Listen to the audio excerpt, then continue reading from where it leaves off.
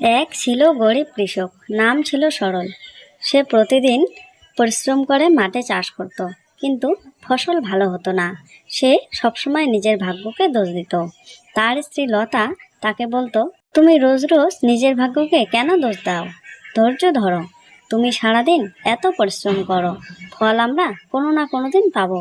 দেখবে একদিন আমাদের ফসল গ্রামের সবচেয়ে বেশি ভালো হবে। গ্রামে সবার ফসল তো কত ভালো হয়, শুধু আমার ফসলই ভালো হয় না। যদি ফসল ভালো করার কোনো জাদুমন্ত্র থাকতো তাহলে কত না ভালো হতো। সরল, মানুষ যা চায় তা কখনোই হয় না, ঈশ্বর যা চায় তাই হয়। পাখি, তুমি কথা বলতে পারো? আমি কোনো সাধারণ পাখি নই, আমি প্রকৃতির দেবী, পাখি রূপে থাকি। সরল, তুমি পরিশ্রমী আর সৎ, তাই আমি তোমার 3টে ইচ্ছে পূরণ করব। তোমার প্রথম ইচ্ছে বলো, ভেবে বলবে, ভাগ্যে থাকলে তবে পাবে। পুরো গল্পটি দেখতে চাইলে চ্যানেলটি সাবস্ক্রাইব করতে ভুলবেন না।